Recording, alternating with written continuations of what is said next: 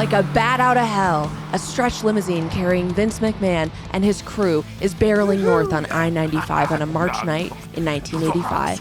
At 100 miles per hour, it was hard to pour champagne, so the boys just passed around the bubbly, taking swigs from the bottle between bumps of cocaine.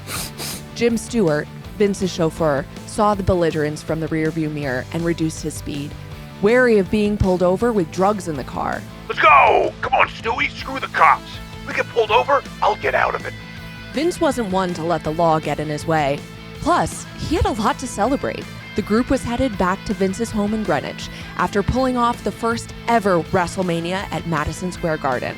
20,000 fans packed the arena, and 1 million more watched on pay-per-view as Hulk Hogan faced off against Mr. T.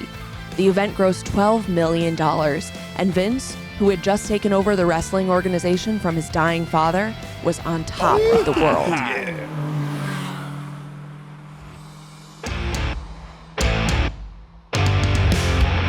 Wrestlers have spoken about the addictive properties of stepping in the ring for the WWE, the frenetic energy of the crowd erupting as the wrestlers lock eyes, waiting on edge through rounds of punishing slams and submissions until a victor emerges. The collective adrenaline peaks at the fight's climax. The crowd reacts not only to the fighting before them, but also to the storyline, which has been playing out outside the ring over the past several weeks. It was intoxicating. Looking over the Coliseum like a Roman emperor is Vince McMahon Jr. He would have bottled the energy of the crowd and injected it straight into his veins if he could. But for now, steroids would have to do the trick. Vince was CEO and puppet master, approving the storylines, selecting the winners and the title holders, not based on strength necessarily. Vince's chosen victors were fun to watch. They maintained kayfabe. That's the wrestling term for the scripted nature of the sport. They were profitable, and most importantly, they would never defy his wishes.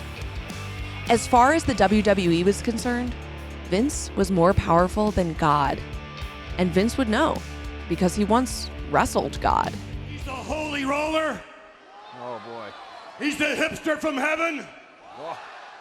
He's the man upstairs. From the kingdom of heaven, please welcome God.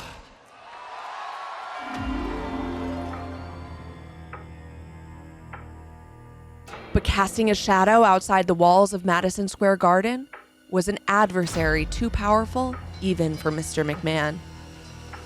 Much like God, you couldn't see it, but its presence was felt among WWE executives and the reporters that covered the sport. It was the stirring sounds of buried skeletons, of the lives destroyed by Mr. McMahon, and, unfortunately for him, the U.S. Department of Justice would not be distracted by an outlandish storyline. This was not kayfabe. This was real life. But in 1985, that was all miles ahead.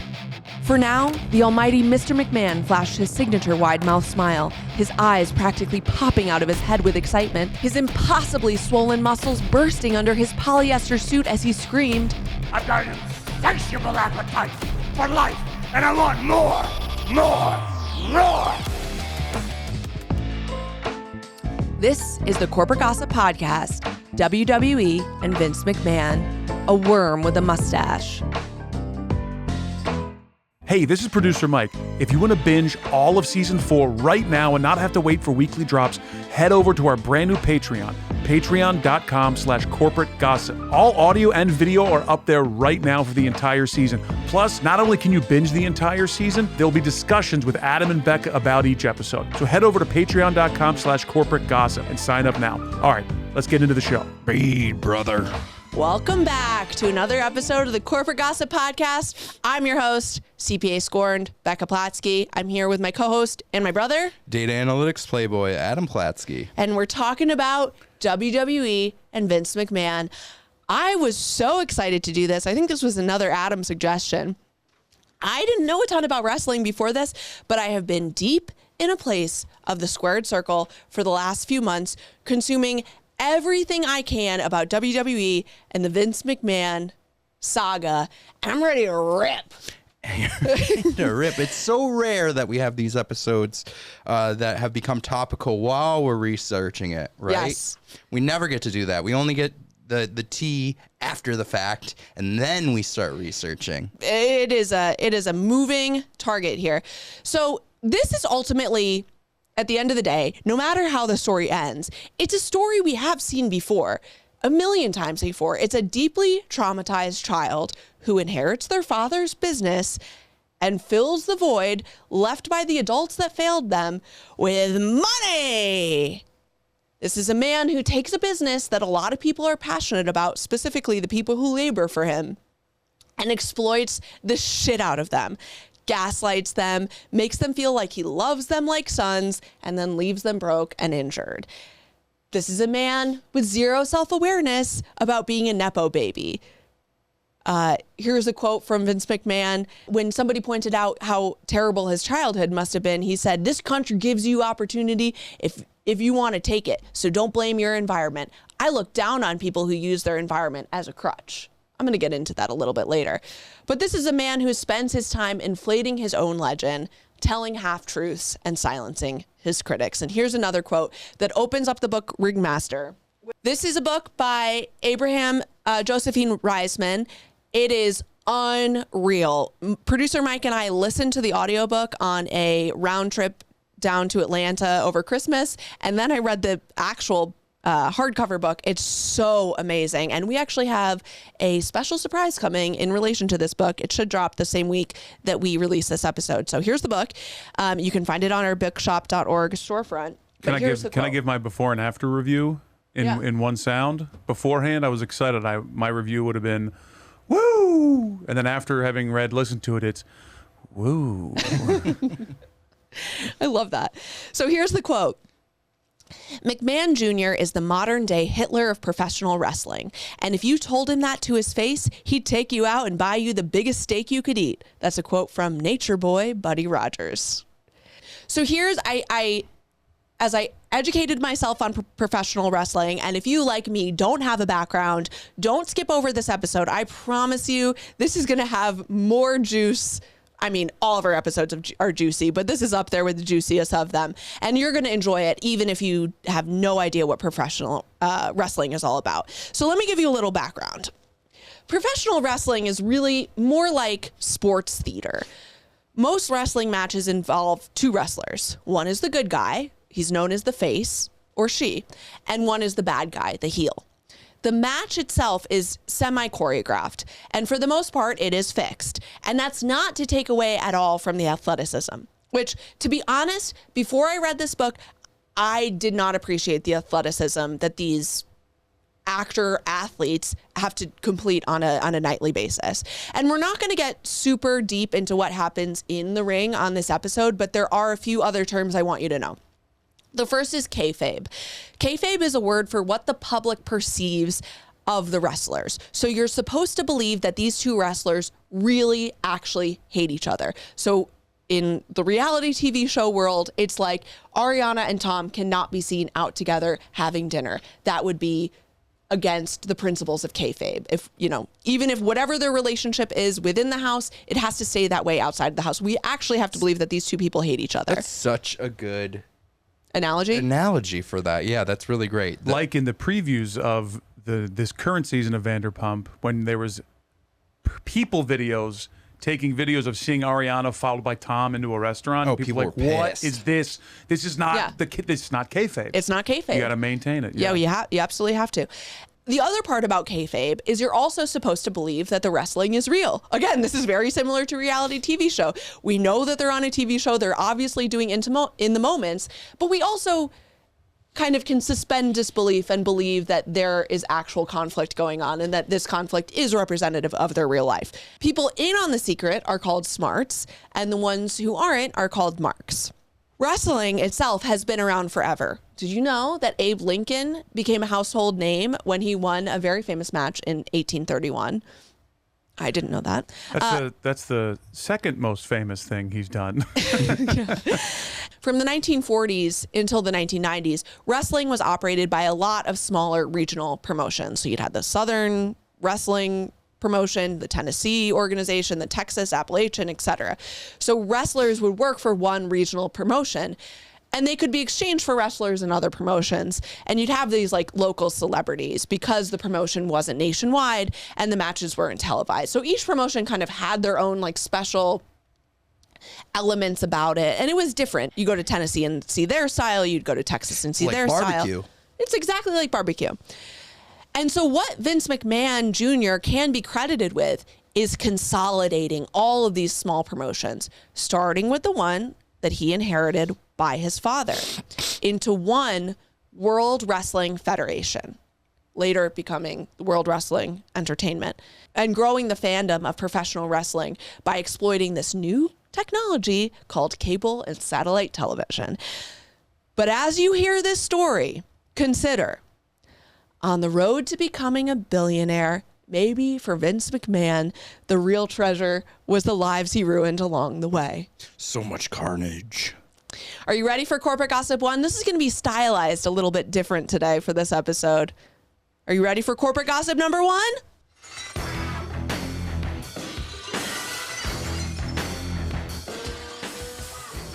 Corporate Gossip number 1 is, it's a tale as old as time. A young boy escapes his terrible childhood by joining his estranged father's traveling circus. Vince McMahon was born in Pinehurst, North Carolina, pretty poor place, on August 24th, 1945, to Victoria and Vincent James McMahon. His father, Vince Sr., left when Vince was a baby and did not come back into Vince's life until he was 12. In fact, Vince would be known as Vince Lupton for most of his childhood. That was the name of his stepfather, Leo Lupton, who his mother married 2 years after his birth. So here we see a picture, Vincho Lupton. This looks like maybe he's, I don't know, 5th grade. The next part of this episode, trigger warning, child abuse. Yeah, I mean, this whole episode requires an abuse trigger warning. But this piece of corporate gossip in particular, Vince's childhood, there's no way around it. It was horrendous. Leo, his stepfather, for starters, beat him terribly. Here's an interview that Vince did with Playboy, a very famous interview. The interviewer asks, "Your stepfather beat you?" Vince's reply, "Leo Lupton. It's unfortunate that he died before I could kill him. I would have enjoyed that." He also talks about being molested by his stepbrother's girlfriends and insinuates that he was also molested by his own mother. So, there's not much more around that part of the story. He doesn't ever talk about it. I found one interview in which he talked about it on the Howard Stern show. It was talked about by other wrestlers and other people in Vince's life, but I could not find another time that he really talked about that. But here's what he does do. When he remembers his own childhood, he ends up creating this mythology of himself. He's this outsider character who doesn't fit in and breaks the law but doesn't get caught. He's getting into fights with Marines who are on leave. He's the first person to ever be court-martialed at his military school. But when the author of Ringmaster goes to confirm those stories, they go back to people who knew Vince when he was a kid. And those people say he was likable, but he wasn't the one getting into fights. His military school, in fact, had no record of him being court-martialed. This is the first time we see the legend of Vince McMahon created in his own mind. And not to armchair psychology this, but you have to believe that his traumatized brain is doing some rewiring here. This is the theme with Vince. He really leans into the idea of having an alternate identity. Eventually, he'll take on this official persona that he will be using in the ring, Mr. McMahon, one of the greatest heels of all time. And similarly, he was unpredictable to his wrestlers. He'd act like a father to them just to renege on contracts and shirk responsibility for his safety. So he's kind of like acting out what he experienced as a kid with these wrestlers that some would argue are in his care. Let's go to the next picture. This is Vince, younger Vince Jr. with an older Vince McMahon. So a lot changes for Vince Jr. when he meets his dad. Now, I'm curious for Mike, as somebody who grew up in the Vince Jr. years.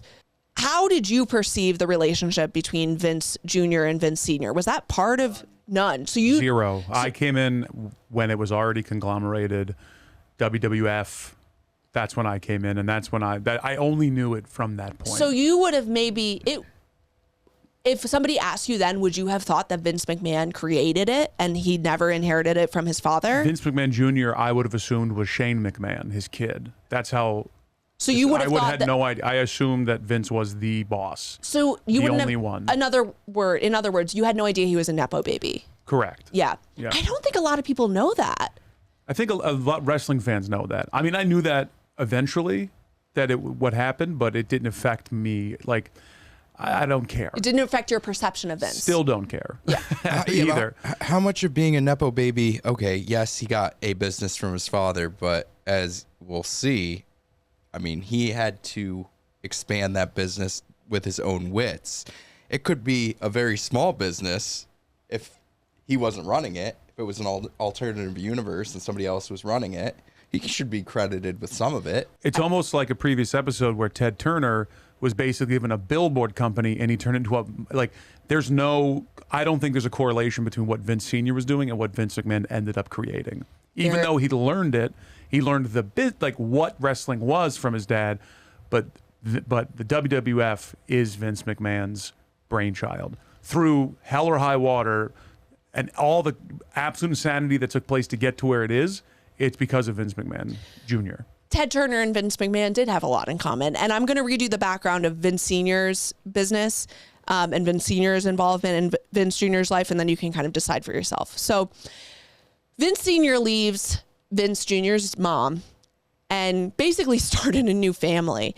He married a woman named Juanita Wynn and became very close with her existing family, along with her nieces, who treated Vince Sr. like a grandpa who they adored.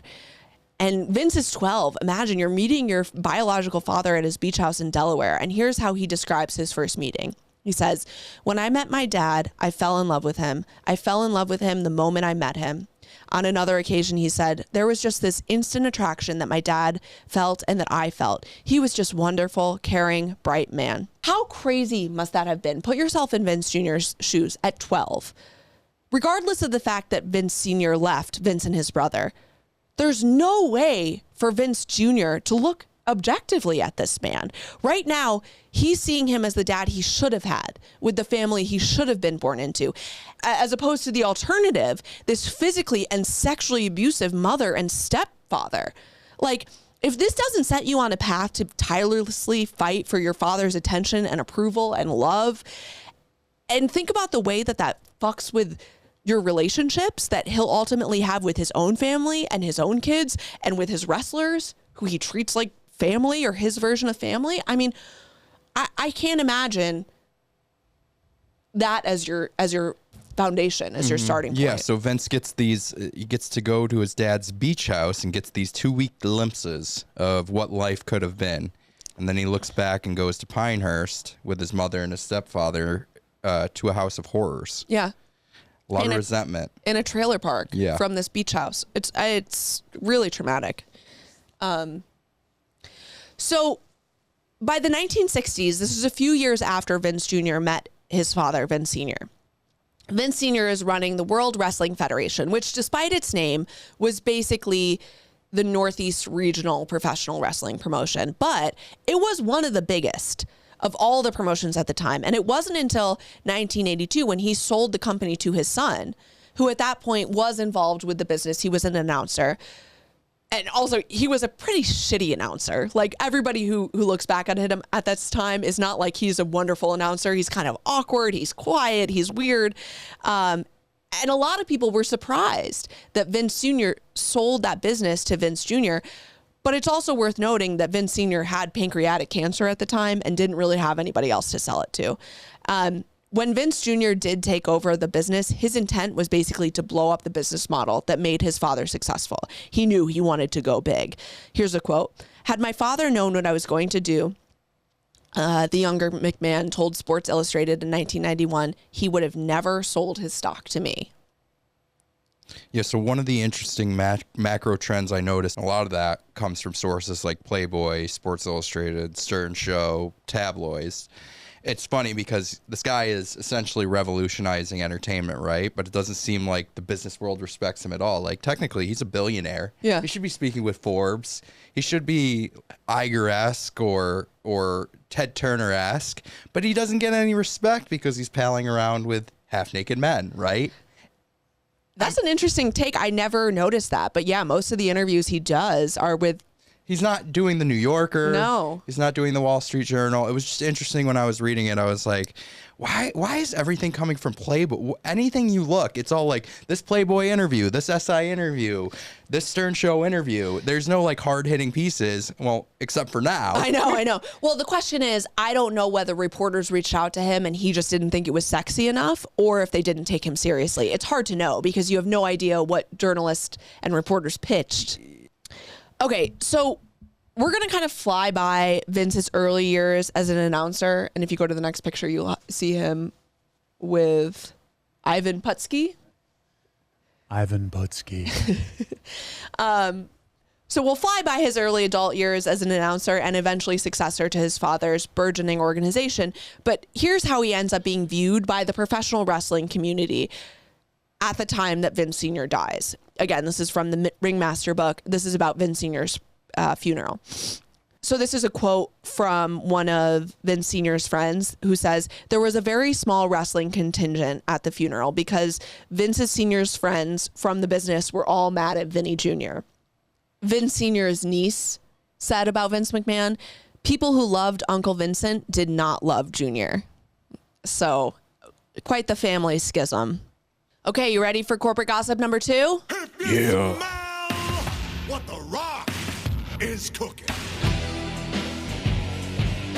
Corporate gossip number 2 is Vince invents modern professional wrestling, but is even more creative when inventing the legend of Vince McMahon. So the end of this story is Vince McMahon turning these small regional wrestling promotions into a global phenomenon, the WWE, that as of 2023 is worth almost $10 billion. He's the guy that catapulted these sports entertainers into household names. Hulk Hogan, The Undertaker, The Rock. Shawn Michaels, Iron Sheik, John Cena. And he himself is... Roman Reigns, Mankind, Dude Love, Cactus Jack. I mean, how many do you want to do? That's Bret the good. Hitman Snake. Hart, Jake the Snake. CM Punk. All of them, baby. China. China. Triple H. Got real into bed with that family, if you know what I mean. Okay. Hello. He himself is currently worth, this is Vince McMahon, $2.5 billion. And he's, no shocker here, pretty involved in American politics. He is one of Donald Trump's best friends. And Donald Trump is the only American president to have been inducted into the WWE Hall of Fame. Won't be the last one, I'm sure. Yeah. I thought it was Jimmy the Guinea Worm Killer Carter, but I guess not. All of this is objectively impressive, okay? But the crazy thing you'll realize about Vince is that he becomes obsessed with inflating his own legend. And ultimately, Vince contains multitudes. Yes, Vince grew up in really terrible circumstances, but he's also kind of a Nepo baby. Yes, Vince is one of those rare billionaires that put in a shit ton of work and truly did create something original that was clearly differentiated from the competition. But he shamelessly exploited, assaulted, and backstabbed literally hundreds of people to get there. The number of deaths and grievous injuries he's either directly or indirectly responsible for, some due to his operational negligence, which we'll talk about with the case of Owen Hart, others due to his lack of care to his employees' basic health, like CTE. You know, yes, he's really hands-on. He's a creative CEO. There's traces of Herb Kelleher in Vince, but he's also getting absolutely shit-faced wasted and wrecked on cocaine and steroids with the people who worked for him. And he had this weird thing where he'd always suggested getting beat up by the wrestlers.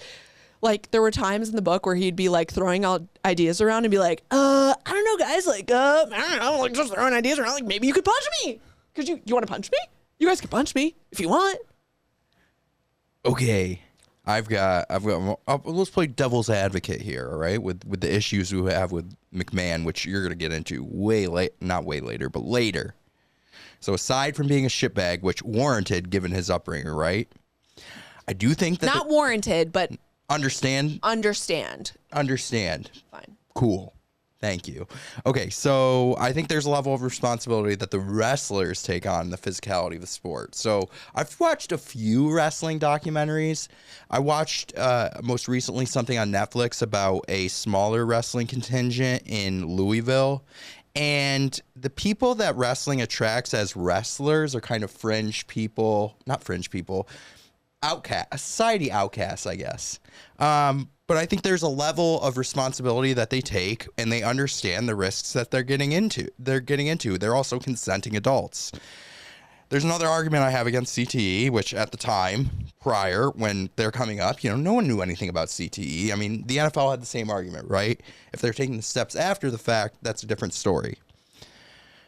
So, wrestlers in this case should take some responsibility for the physicality of the sport that they're doing, and understanding that they weren't taking jobs as factory workers at a factory that wasn't OSHA compliant. So I kind of to me, the mid 90s and most of wrestling is kind of giving Triangle Shirtwaist Factory vibes, in the sense that, yes, these are consenting adults who are taking this job technically at will. I mean, they've signed up for this. This is what they want. They love it. Not like, but there were so few protections for them. If they wanted to be successful in this, they had to give their body to the sport. And they didn't have health insurance. They didn't have PTO. They didn't have any union. These guys tried to start unions and they were shut down by Vince. You want to start a union? Get out. And he runs the only show in town. So when the factory burns down, or in this case, when we have many early deaths because of the physicality of this sport, the only place I have to blame is Vince McMahon, who prevented them from advocating for themselves and getting the protection they need to have a sustained career in professional wrestling. Does that make sense? Yeah, I'm just trying to play the other side of it. Mike, do you have any arguments for or against? I mean, the wrestlers know what they're in for.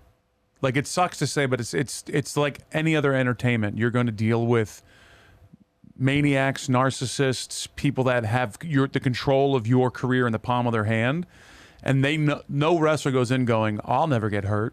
And they know that there's no insurance on the back end of that. Like, it's unfortunate, obviously, that Vince treated them the way he did, but these wrestlers, the risks involved when you get involved. Nobody's like accidentally a famous wrestler. You have to put in years of time and effort and training and athleticism to get to the point where you can then sacrifice your body to a sport that you just love. It's not like you're out of central casting. You come up through the ranks of wrestling. Yeah. You know I understand. exactly what you're getting into. Let's keep going, because I think at the end we'll decide where we stand on this topic, because I think as listeners, you're probably going to go back and forth between Adam's viewpoint and mine and Mike's as you listen to this. So we're going to meet up again with Vince when he's almost done consolidating the WWF, and he's about to put on the first ever WrestleMania at Madison Square Garden in 1985. What Vince is doing at this level is something that nobody else is doing. He's taking kayfabe to the next level. He's creating these elaborate and engaging storylines for his wrestlers that they act out in these extremely demanding, synchronized, acrobatic routines. Just to give you an idea of the depth of these storylines, Mike, can you give a storyline that people might remember? Yeah. Vince faked his own death. There was a bomb placed under his limo, and when he left the arena, he stepped in the limo, and the limo exploded. An actual limo exploded. There's been so many storylines like that, like you win or die, and they wheel a casket out and then they die. There's also storylines that have gone wrong, and Vince gets into character and runs into the arena and screams and to try to figure out how to fix this. But because he also is Vince McMahon, the boss, he ultimately has control of what's going on. So he's the ultimate end all be all when it comes to the storylines with this. And so you would have, even in wrestling in the 70s and 80s, you'd have a face and a heel, you'd have a good guy and a bad guy, but there would never be these elaborate storylines that have cheating and scandal and fighting and getting, it's to the next level. The way I think about WrestleMania is it's like the storyline of everyone on Roni getting annoyed with Luann for being obsessed with cabaret is being built with these pre-recorded promotions and radio, TV interviews. And then the match is the Miami dinner when Bethany hyperventilates and she's like, life is not a cabaret. I chased you naked through a field. Like WrestleMania would be the BravoCon where this is all happening live. Imagine the Miami dinner live in front of you at BravoCon in front of a crowd of 40,000 people. That's what I think of when I watch wrestling. BravoCon. But it is. It's the same thing. And, it's huge. And at least according to Vince, who is known to inflate his own ratings, but I mean, it is huge. And he started pulling in mainstream famous people like Cyndi Lauper, Mr. T. I mean, this and kind Dennis Rodman. Yeah. This is like having Denise Richards come on. It's Jay like, Leno wrestled. I didn't know that. Yeah. But it's this new kind of crossover that brings new fans to the sport. And as WWE is growing, so too is Vince's lifestyle. So here's a picture of Vince and Linda with baby Stephanie and older brother Shane, and then another one. This is his young family and then a little bit older. But Vince and Linda are raking in the dough as this promotion is growing. They're moving their family to an exclusive gated community in Greenwich called Conyers Farm. In February 1985, just weeks before the first WrestleMania. They outfitted the house with chandeliers and tchotchkes and even a painting of Vince riding a Harley against a backdrop of violet clouds. Here's a quote from the book. The whole thing was done by a decorator. A friend of the family once told a reporter, not a single knickknack was theirs. Down the road, they'd feel entitled to their wealth, but back then, this was new to them. Vince and Linda were just amazed by the things that they had in their own home. Vince liked to say, it wasn't that long ago that I was pumping my own septic tank. Do you want to hear a good celebrity that showed up that would never guess? Who? Jon Stewart turned heel at a 2015 SummerSlam that cost John Cena the world title. Wow. Jon Stewart of The Daily Show? Of The Daily Show. I had no idea. He kicked, he smashed, he did a ball kick. And he was supposed to be out there to be like hey, it's Jon Stewart. And then he went in and wrestled and like gave a kick. And Is that the equivalent of Jamie Lee Curtis, Your Hand in Mine? Those are the chicest wind chimes I have ever seen. Snooki's been in the ring. Drew Carey has been in the ring. Famously, Logan Paul is a massive WWE superstar right now. It's crazy. Elvira, even back in the day, Raven Simone. I mean, it crosses so many lines. Okay, so here's the part of the montage where the music fades and we drop into a limo with Vince McMahon and all of his buddies inside. Imagine it. You're cruising down 95, going from Greenwich, Connecticut to New York City in a limo. Stanford at the company headquarters. From Greenwich to Stanford and in the limo. Sister Hazel is playing on the radio. And here's a quote from the book. Vince's chauffeur, Jim Stewart, once told a reporter that Vince would be doing drugs in the back of the limo. In one particular incident, the driver said Vince was back there with a couple of friends and they were drinking and doing coke and laughing, telling Stewart to drive 100 miles per hour. What if we get pulled over? Stewart recalled asking. Vince's reply, I'll handle it when it comes. I'll get out of it. I mean, he is the textbook definition of a nouveau riche prick. He's allegedly sexually harassing and, at least in one case, grooming and assaulting female wrestlers and referees. This was basically common practice by other wrestlers as well at the time. The other thing that Vince is doing with his wrestlers that's probably contributed to how intense these wrestling matches sometimes got is steroids. Ooh. Here's a quote. Steroids work, Vince would say in an Esquire interview. When I took steroids back in my 40s, I could feel a tremendous difference. Continuing the quote, he worked out nearly every day, pushing himself far past the limits of mere good health. As he once put it, I find the gym to be a socially acceptable way for me to rid myself of the super aggression that I have. Can you imagine if he just stepped one little pinky into a therapist's office on his way to the gym? No. So I looked up the American Addiction Centers. What happens when you mix steroids and cocaine? And these are the results. Increased potential for psychological, among the results, there's many, an increased potential for psychological reactions, particularly issues with hostility, hallucinations, manic-like behaviors, delusional behaviors, most likely delusions of being invulnerable, which can lead to poor decision-making. Another one is issues with apathy and depression and brain damage. Mike and I can attest. We did a bunch of steroids and cocaine last night. And I got to tell you, never been more awake. Never felt stronger. Never been more aggressive. One cycle. I ran here to the studio. I'm actually powering all the lights right now by running on a treadmill. Woo! So... styling and profiling. Oh my God, you guys are... I want to start, even the thought of doing steroids makes me want to start dancing. You guys are so lucky we don't have a camera on producer Mike. He's profusely sweating. I don't know why my shirt's off, but I feel great. His shoes are squishing. Yeah, it's a natural diuretic. So the thing is, all that aggression, he's taking that out on his wrestlers. He's terrible, horrible to basically all of them except Andre the Giant, who's almost just so big. He basically has no choice but to exploit him a little less. By the way, you should watch the Andre the Giant documentary on HBO. It's so good. You ready for corporate gossip number 3?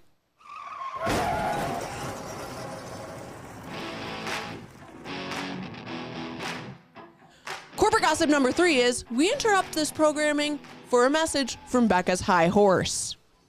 Do you guys mind if I go on a wee rant? If you don't want to hear this, just skip ahead 3 minutes. But if I don't get this off my chest now, I'm going to be insufferable for the rest of this podcast. So Vince gave a very famous Playboy interview in 2000 when he evokes the old billionaire bootstraps mantra. He says, "You know, I'm not big on excuses. When I hear people from the projects or anywhere else blame their actions on the way they grew up, I think it's a crock of shit. You can rise above it." Obviously, what he's talking about here is the fact that he came from this really traumatic upbringing, as so many of the incapable and sometimes criminal CEOs that we study do, and how he pushed past that to be successful in business. Of course, he doesn't mention that those people in the projects he's referring to may not have daddy's business to take over. My point here is this. We like to humanize evil people on this podcast because it's interesting and because it helps us understand the destruction that can be created when a maladapted man-child has power and money. And so there's a path we could take, and we could say, look, Vince was abandoned by his father. His mother violated him in a really terrible way. His stepfather was a very dangerous person to be around. He even alludes to the fact that he can disassociate and eliminate bad feelings and bad memories from his mind, which is a coping mechanism that people use when they have like complex or chronic PTSD. So this makes total sense that he would create this Mr. McMahon character that's totally separate from the actual person, Vince McMahon. And it makes sense that he would inflict the same trauma onto his wrestlers that was inflicted onto him. However, in my opinion, Vince McMahon is one of the most egregiously abusive CEOs I have ever researched. Almost no one is spared from his lies and his manipulations, and the consequences are deadly. Vince is not the CEO of a tech company where his employees can go get another job. This is an unregulated business monopoly that employs athlete performers that are extremely passionate about what they do. Vince knows that, and he took advantage of that. He fights against regulations that would protect his athletes. He fires those that would suggest a union, healthcare benefits, retirement plans, anything that would secure their future once Vince puts them back on the shelf and they have to live a life in relentless pain. He took advantage of women wrestlers and referees. He's the subject of a number of lawsuits alleging he harassed or even assaulted them and fired them if he did not comply. There are instances when he and Linda allegedly cover up child sexual abuse in the Ring Boy program. Their efforts to bury these lawsuits ultimately led to the suicide of one of these victims. So Vince, I'm going to use your own words against you. In this case, I'm not big on excuses. You should have taken the time to rise above your own trauma before you inflicted pains on others. You should have protected those who made you the billionaire that you are today. Your business model depends on exploiting others. It would be more shocking if he didn't become a billionaire with all the exploiting he did. Your power, your money, your influence have shielded you from most consequences except the one that you value most, the preservation of the legend of Vince McMahon. And I hope when people listen to this podcast, they're able to weigh your creativity with the death and destruction in your wake. You, Vince McMahon, are a worm with a mustache. You're a worm with a mustache. Okay, thank you. We're going to get in. I just had to get that off my chest. Go for it. Any reactions, thoughts? Pop off, Queen. Okay. All right. Now do it again, but in character. You, Vince McMahon, this summer at SummerSlam. That was my own. That really was my own wrestling. that was your character. promo. Yeah, that was Miss Platsky. A diva? Oh, a diva for sure. All right. You ready for corporate gossip number 4?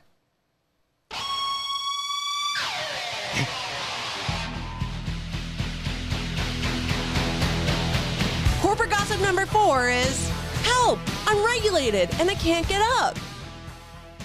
Okay. So we're going to get into the countless self-inflicted scandals that followed Vince like a stinky fart cloud. But before we do, you have to know about the last defense mechanism standing in his way of total market domination. And that the heel in this story is government oversight. Those suits in Washington and in state capitals across the country are making rules to protect the health and safety of these athletes. If the government was a WWE character, don't you think they'd be the Latin announcers who always get their desks slammed and broken in events? Or it would be the IRS, which was a wrestler. Anyway, the government is making us get licenses and meet safety standards to hold a match. They're making us pay, get this, real doctors to stand courtside. This is unreasonable intervention. So Vince hatches a shocking plan. He's going to come clean and tell the public that wrestling is fake. I mean, think about it. If wrestling is just play fighting, then we don't need the same oversight that like a boxing match would have. Here's a quote from Vince's lawyer. We consider ourselves in the same class or league as the circus and the Harlem Globetrotters. While such performances featured terrific athletes and tremendous entertainment, they nevertheless do not have the regulation by the government. If something wasn't real, how dangerous could it be? So this case went in front of the government of Pennsylvania. And do you want to know who argued Vince's case? Oh, no. Who? Dude, it was Rick Santorum. Oh, no way. Yeah, swear to God.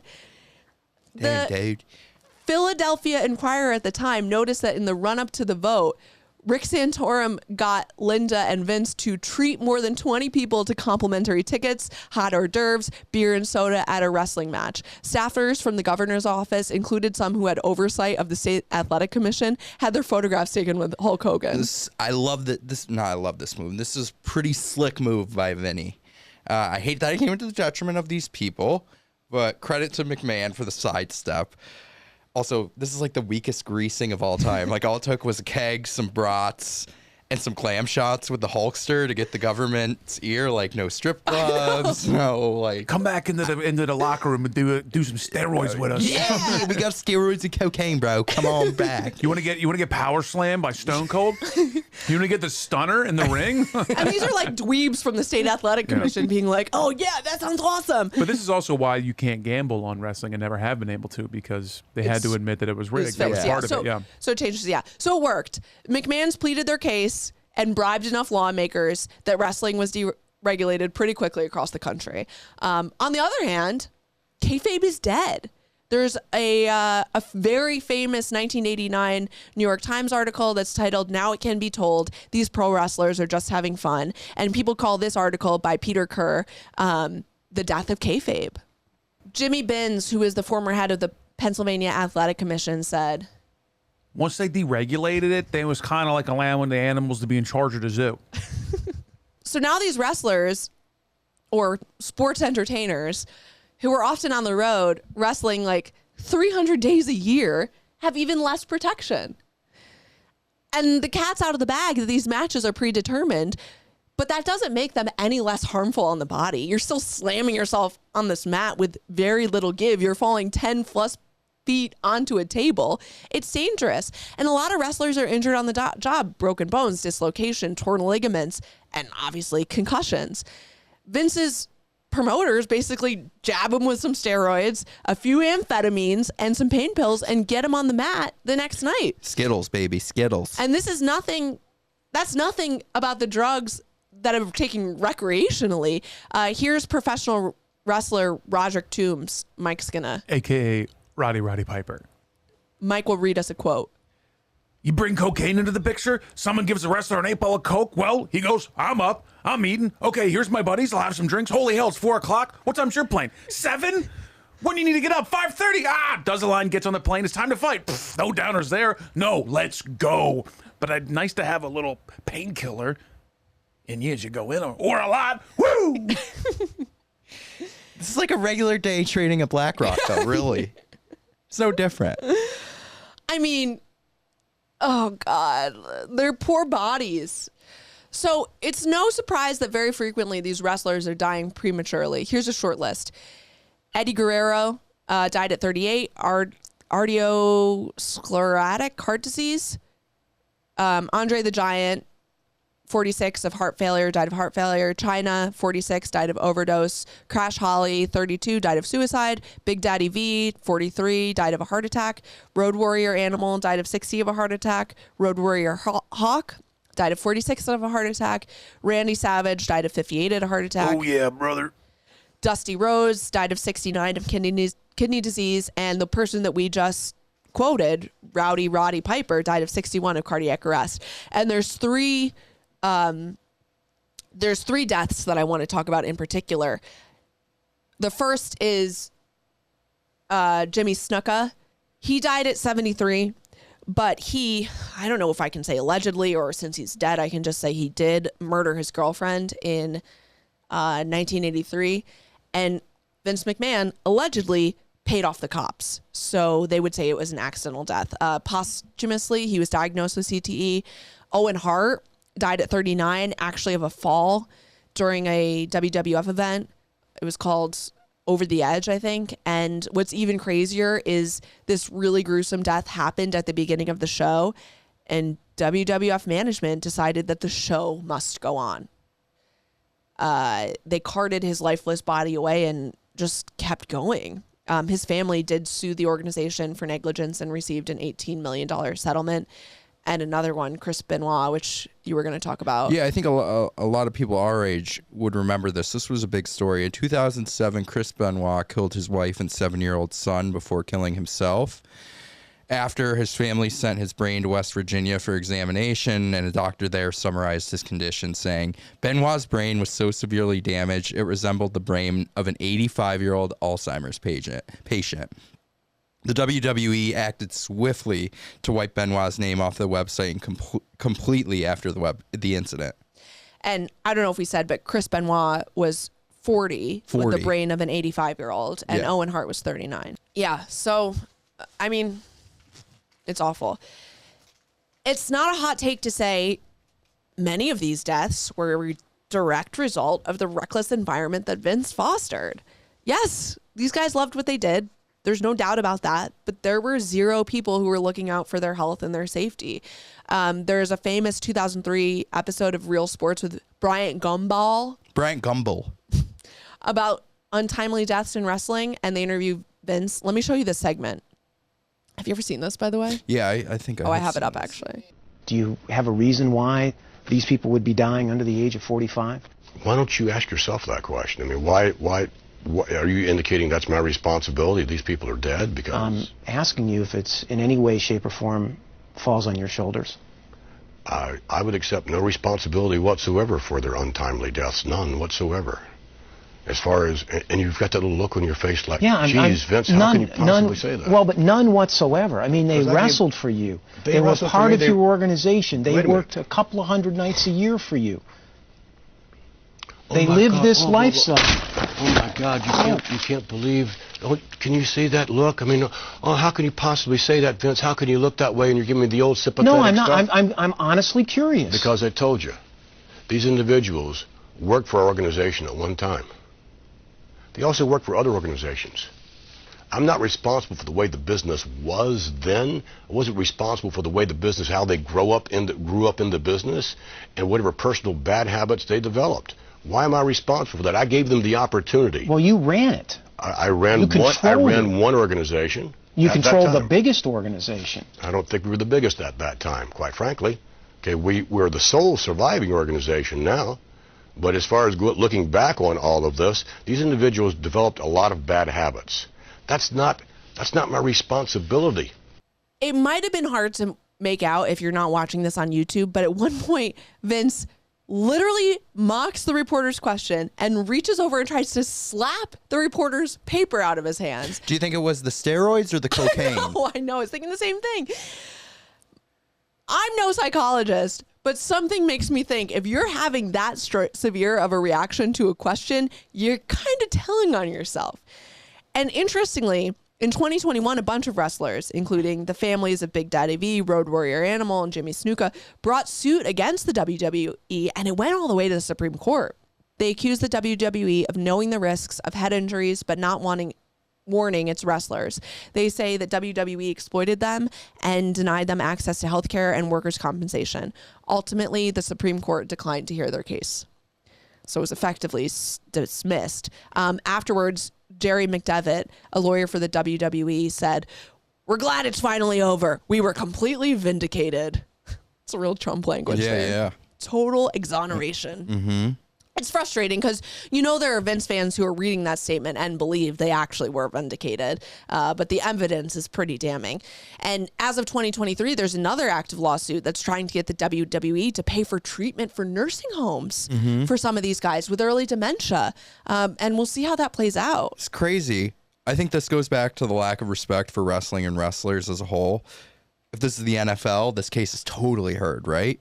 This is a $10 billion business. These guys are literally broke their backs for it. I feel like the Supreme Court is just full of old timers, and they're like, these guys deserve it, given what they did. They knew what they were signing up for, similar to like the devil's advocate I posed earlier.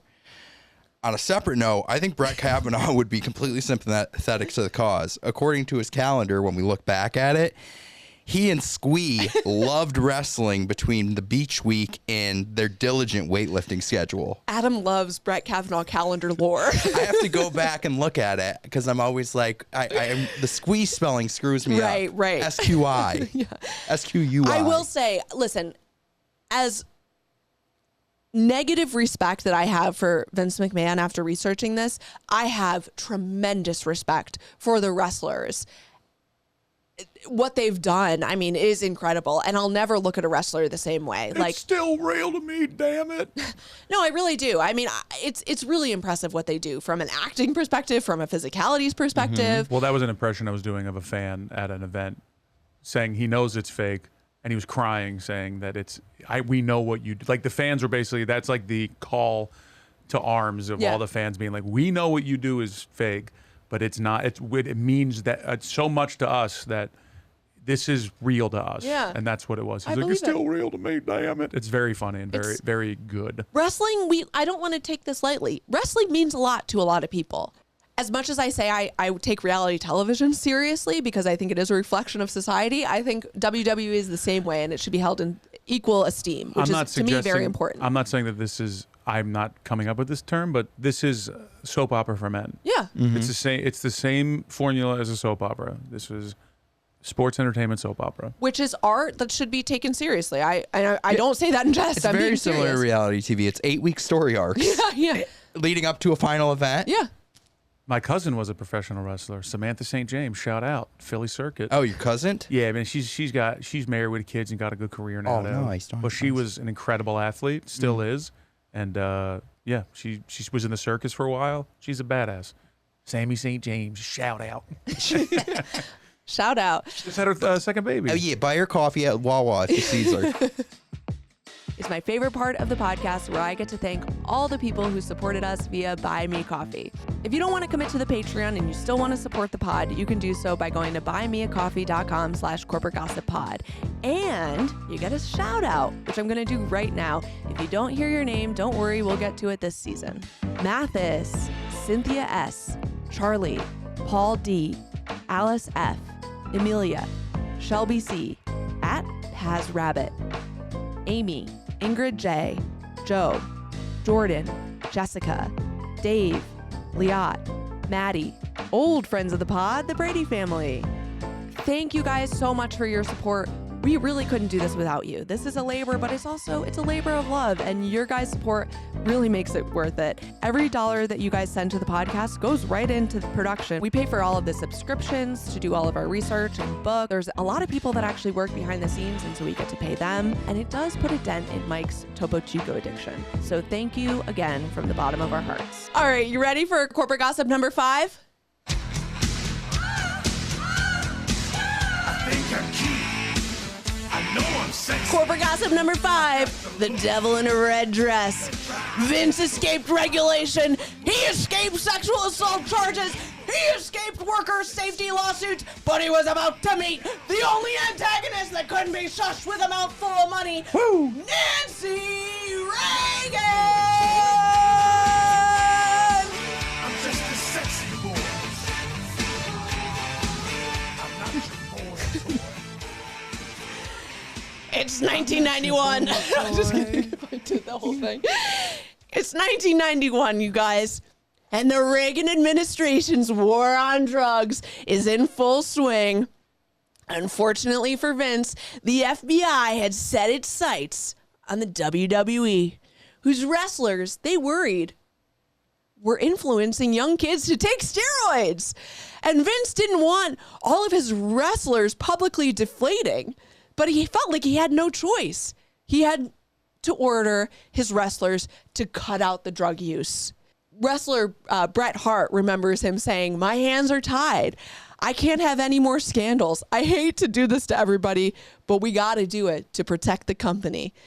And this, guys, is straight out of a movie.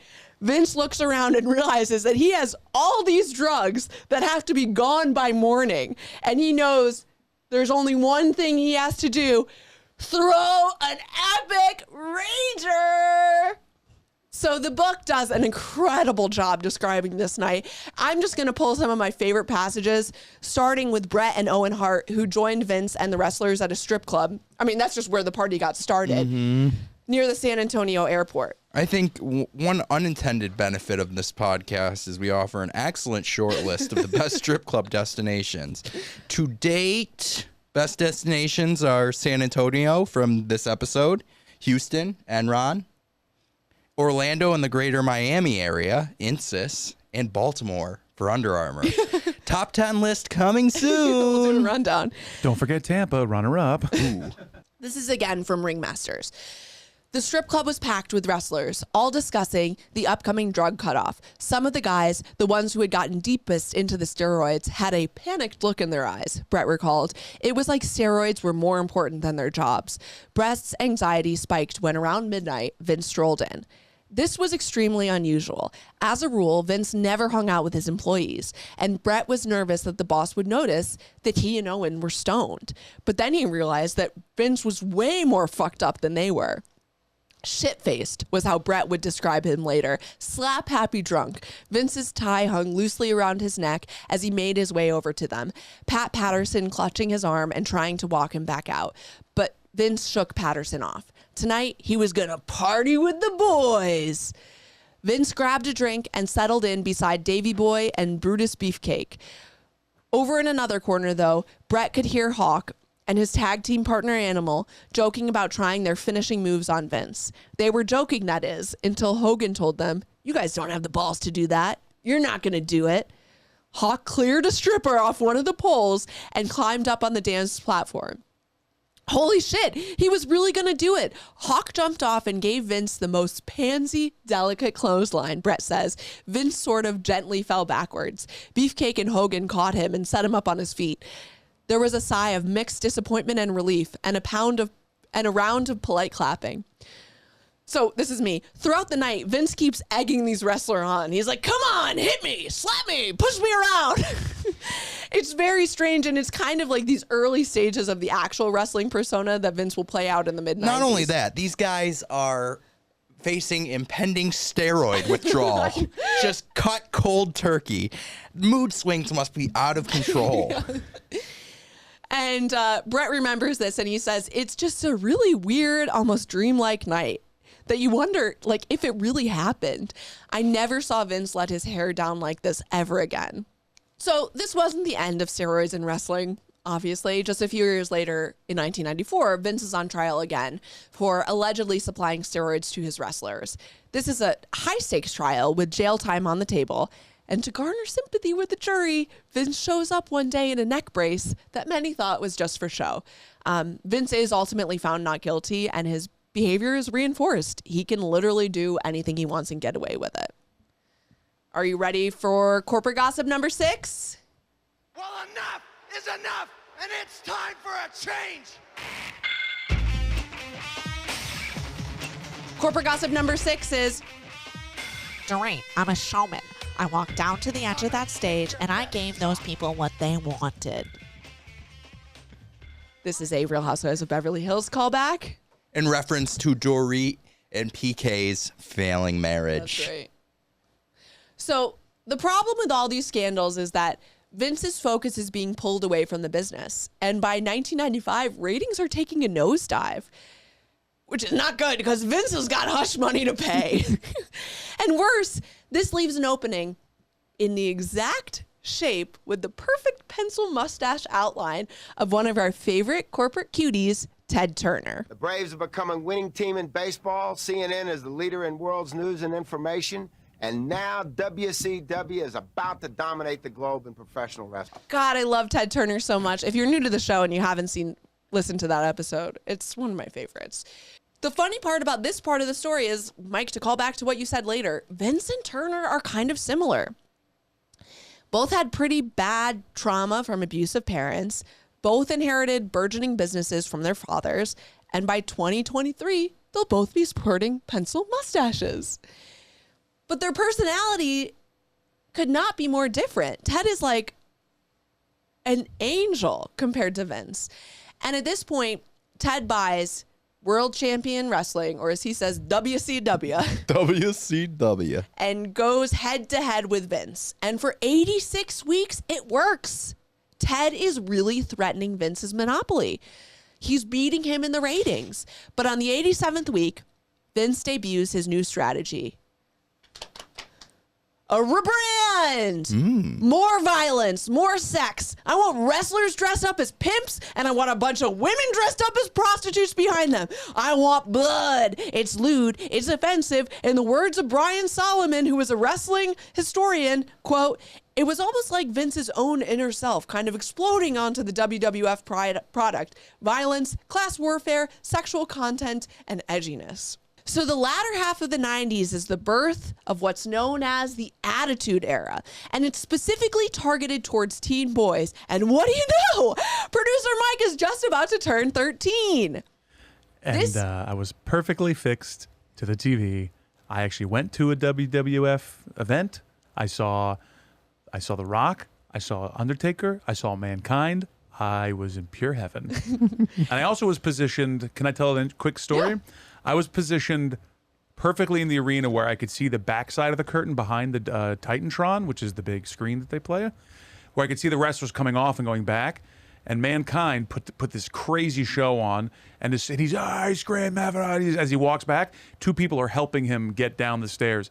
So it's that much of like adrenaline that drives you and desire to put on a good show to where he could barely walk getting off the stage, and I could see that happening. Wow. And at that moment, it was even more impactful me being like, wow, these guys are really putting themselves out there, and they're really destroying themselves for our entertainment. I remember like a movie in my head. I could still see it of him coming down the stairs. It was wild. That's a great story. And this is the birth of WWE that listeners who are in our generation probably think of when they think of professional wrestling. It's Stone Cold Steve Austin, Shawn Michaels, Chyna, D-Generation X, The Rocks. Yeah, I would like to take a brief but important detour.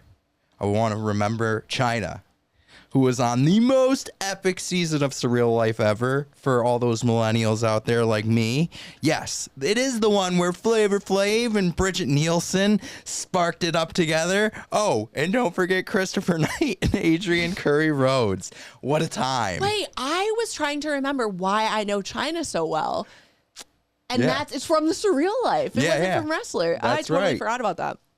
So eventually, the Attitude Era is what really makes WWE so successful and what makes Vince McMahon enough money that he can overtake WCW and buy it and become the only show in town. This is also when Vince McMahon starts inserting himself into the shows as the heel Mr. McMahon, and his kids, Stephanie and Shane. He puts them alongside him and Linda in wrestling matches as caricatures of themselves. Although I really believe, again, this is the real Vince just playing out some things. He allegedly once pitched an incest storyline where Vince was to have a who's the daddy story with Stephanie's unborn baby. In the end, it would be revealed whether it was Vince or Shane as the father. And yeah, thank God for Stephanie, who rejected the idea, but like, oh, yikes, especially when you know his background.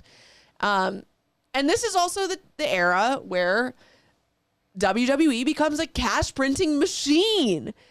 So we only have one place left to go where we can turn this paper money into real money, the New York Stock Exchange. And are you ready for our last piece of corporate gossip? I am a real American. Fight for the rights of every man. I am a real American. Corporate gossip number 7 is, hey, where's the boobs?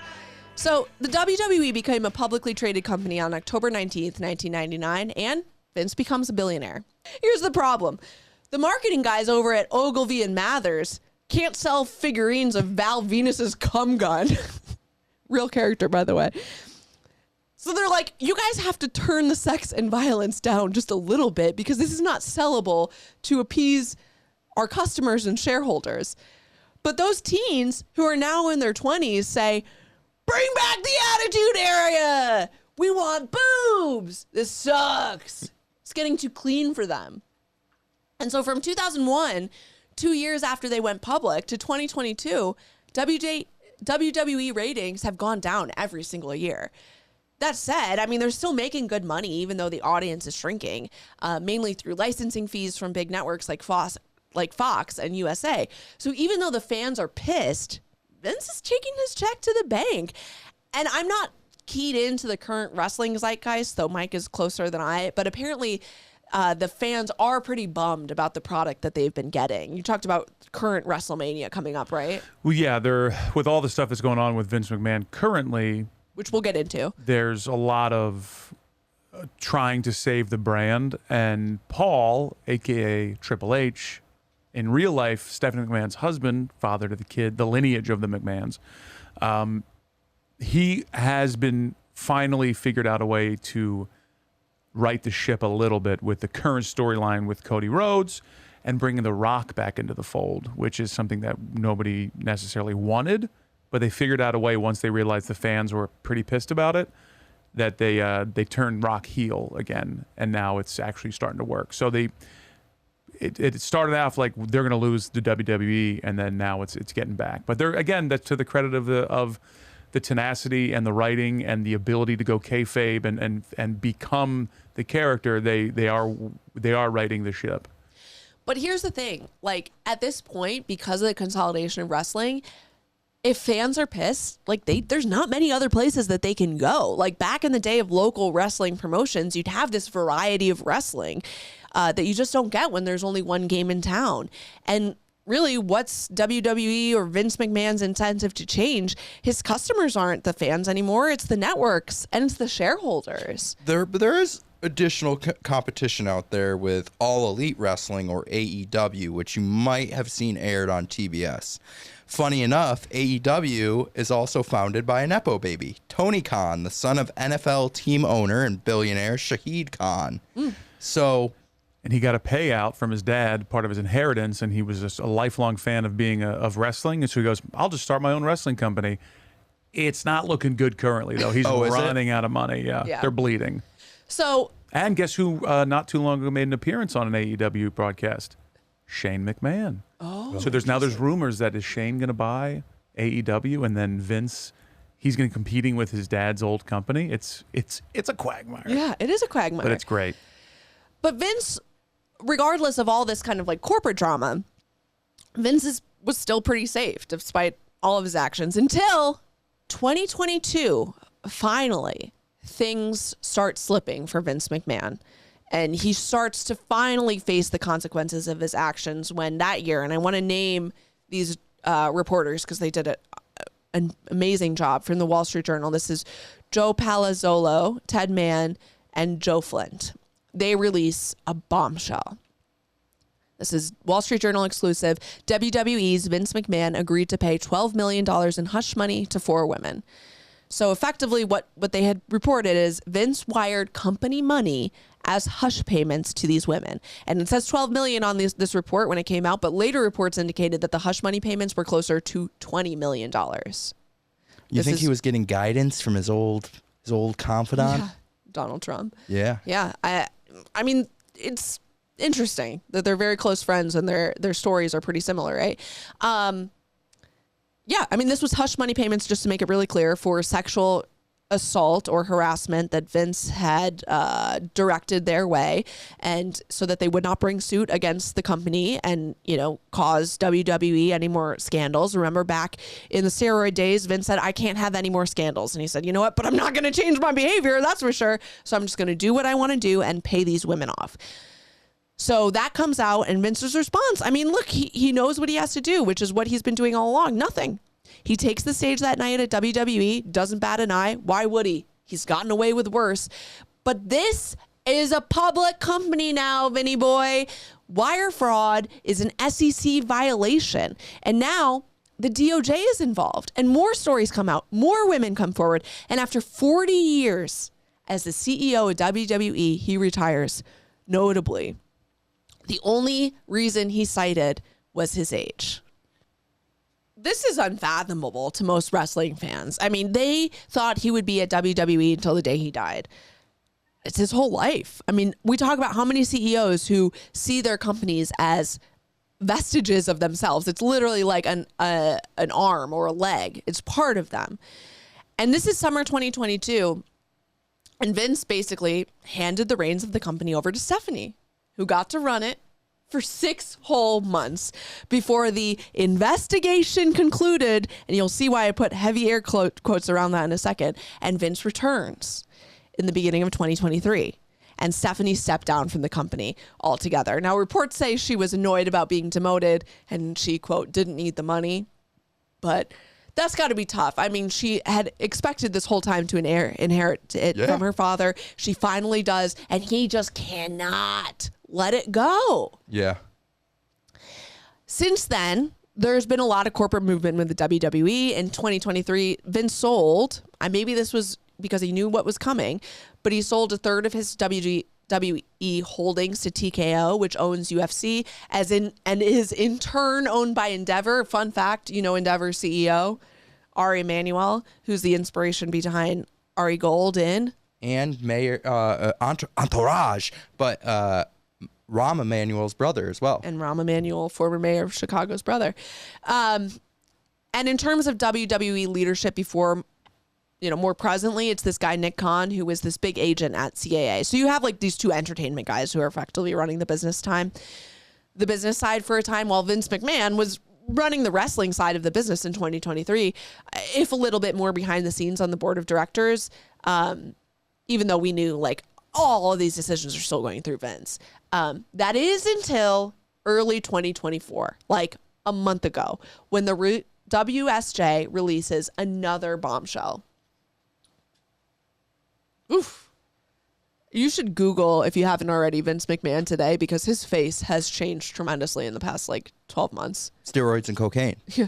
You were saying the real crime. Yeah, the real crime is the mustache. Yeah, the mustache is. With a mustache. So here's another Here's another article. Again, tremendous reporting from the Wall Street Journal. This is Joe Palazzolo, Khadija Safdar, and Ted Mann, titled Federal Prosecutors Investigate Vince McMahon Sex Trafficking Allegations. I'm just going to read some excerpts from this article. Federal authorities have been investigating sexual assault and sex trafficking allegations against WWE co-founder Vince McMahon, according to people familiar with the investigation. The billionaire resigned last week from the wrestling empire he long ran after former WWE employee Janelle Grant filed a lawsuit accusing him of sexually abusing her and trafficking her to other men inside WWE.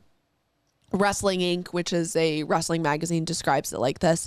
The suit's claimant, Janelle Grant, alleges McMahon conducted severe acts of sexual abuse, exploitation, and trafficking of her to other employees during her time working with WWE.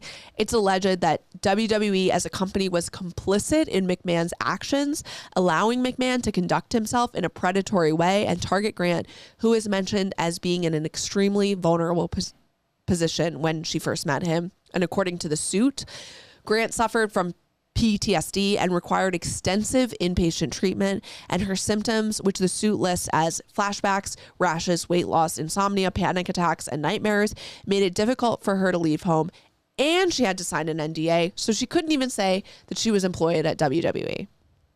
And you have all these wrestlers now who are coming out and saying, like, these wrestlers, by the way, have never said anything substantial against Vince McMahon. But here's Jake the Snake, who said, "It was very disgusting, but it doesn't surprise me, and that bothers me. For me to be able to say that doesn't surprise me, it leaves me thinking, man, that's pretty disgusting shit you're looking out here, and it doesn't surprise me. I believe the man is obviously partially insane. He's drunk with power. He has been for a long time." And the WWE, it seems, is following the Vince McMahon playbook: deny and distract. There was a press conference a few days later after the suit was filed where Paul Levesque, aka Triple H, who is the WWE chief content officer and Stephanie McMahon's husband, here's how New York Magazine describes what happened. Triple H didn't address the lawsuit directly, but referred to it as a new beginning at the company. When asked about the lawsuit, he said he was going to do exactly what you would expect me to do here and insisted he'd like to focus on the company's amazing week. When asked what was being done to make employees feel safe, he simply said everything possible. When asked if he'd read the lawsuit, he said he had not and reiterated that he didn't want to get bogged down in the negatives. Journalists and fans were disappointed, to say the least. This was really bad. This is Dave Meltzer, who's a wrestling reporter. Another writer posted, "You didn't care enough to read the goddamn lawsuit." And another tweet said, "This man is a fucking ghoul." Like, what kind of leader? Like, this is what kills me, again, about these leaders who are paid millions. It's like, I don't want to get bogged down in the details, buddy. This is a public company. Yeah. We need to know how much company money you're spending sex trafficking employees. This will likely not be the end of allegations against Vince McMahon. According to Grant's lawyer, they have been inundated with messages from people looking to share their own stories about the company. She says, "We are just beginning now to wade through all this, but we're frankly overwhelmed." Are you ready for the takeaways? Yeah. So, I mean, we'll see what the future holds for the McMahon family. They just inked a $5 billion deal with Netflix. Last year, there were rumors that they were trying to sell WWE outright. And we kind of come back to me to the most important thing for Vince, in my opinion, is not necessarily the money. It's his own legend. Mm-hmm. And I think Bret the Hitman Hart, when asked about these allegations, put it best. He says, "It's like Jeffrey Dahmer, Harvey Weinstein, or Jeffrey Epstein. Vince will be a joke." He said, he'll be used for humor. You'll shake your head at the shock value of some joke about what did Vince McMahon do. He'll always be associated with these stories, especially as it gets bigger and bigger and bigger. And he goes on to say, "I've always had respect for him. Now it's tainted. I'm embarrassed I thought so highly of him." And I don't know. I mean, what do you guys think? Is the legend of Vince McMahon sealed? Yeah. Too much has come out, but pending further investigation by the government. You know, the government is pretty soured given their botching of a few cases, the Epstein, whatever you'll call that. Yeah. So these guys really can be used as a symbol. I mean, could Vince be used as a symbol for sex trafficking, sex abuse, and whatnot? I mean, I think he would be a really good symbol for the government to lay their hat on and Actually throw the book at. Right? Actually give him jail time. After the number of times this man has escaped jail time, I would like to see him behind bars personally. I think that would be the popular opinion, right? What's interesting to me is just how much support that arena full of people when Stephanie McMahon announced his retirement. That was crazy. That like kind of is Hitler-esque, you know? I know. So, Mike, I'm curious, like, are we totally alone here? People listening to this who are wrestling fans, are they thinking like Vince McMahon's legend is too big? Not even criminal acts of sex trafficking could take him down? I mean, you're always going to have a large contingency of people that are going to stand by the WWE no matter what. But it's also a lifestyle for so many people. So I think that the separation between Vince McMahon and the WWE will be what the majority of people are able to do. Separate the man from the business that he built. And also you're going to have McMahon still in the game with Triple H still being in charge. And like that's sure Stephanie's not involved anymore, but that's her husband. They got kids, you know, they're all, it's in their blood. And I don't think that they're going to be able to step away in our lifetimes, truly be completely separated from the business or from the lure of the business. Yeah. It was too long, too much time of him in charge and being the face and the person that created this for people to not be like, well, yeah, he's a piece of junk, but look what he gave us. It's a good point. They would have to clean house. There's the Vince McMahon School of Business for the WWE. It still rolls on with Stephanie and Triple H and whatever else funnels down that organization. It's almost like you have to take it apart like a tech monopoly. Like if you really wanted to do this right, you'd have to take it apart and start with these smaller promotions again. Start from the beginning. Like I'm sure there are people like me as a new wrestling fan.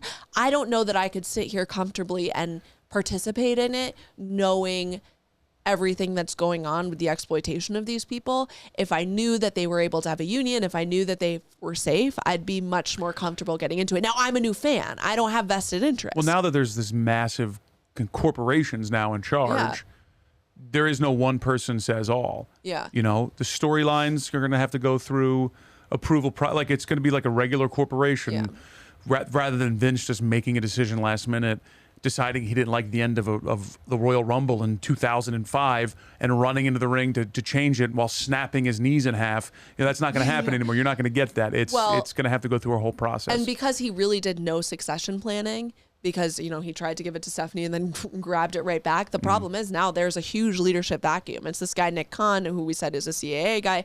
Well, it'll be curious. And this will be questions that we're going to have to ask on our bonus episode that is coming out soon. So if you want more information on the WWE, just hold tight because we're going to, like I said, have a bonus episode. Yeah, this was a real roller coaster. It was fun at times. It was scary at times, like a lot of episodes of Corporate Gossip. But I hope you learned something. I hope you learned about the WWE, and I hope you learned about leadership and power and money and, you know, and also I would say the impressive athleticism and commendable commitment of these wrestlers. Like I said, I have a much higher regard for these wrestlers than I did before I started this research. And I'm happy that I learned that. I look at them differently now in much better light. Makes me feel better about my drinking after, you know. It makes us feel better about all the steroids and cocaine. Yeah, when you learn about watch Ric Flair's 30 for 30 and you go, man, I am doing fine. I'm good. Yeah. All right. Well, I'll let the records show that Adam and I do not do steroids and cocaine. That was a joke. You never know. So let's wrap it there. That was fun. Like and review this show. Yeah. Make sure to like and review this podcast. That really helps us, guys. It takes 2 seconds just to leave like 5 stars on Apple reviews. Or, I mean, I don't want to influence your rating. You rate how you want. And leave us some feedback or, you know, some compliments. If you like the show, leave us some comments in Apple Podcasts. And if you don't like the show, I'll see you at the Rumble. Mike will personally fight you. No, if you do have feedback, email us. We get a lot of emails, and I try to respond to most of them with ideas and all that good stuff. So we love hearing from you guys. You can follow us at Corporate Gossip Pod on TikTok or on Instagram. You can email us at Becca@nighttoast.com or Adam@nighttoast.com. If you want to support the podcast, you can do so by buying us a coffee at the link in our show notes. And if you want to read Ringmaster, the book we read and listened to for the pod, you can do so at the link in our show notes. Go to the bookshop.org link. You can both support indie bookshops and you can support our podcast. So it's a real win-win. Anything else? I think we're good. That was fun. Thanks, guys. We'll see you next week.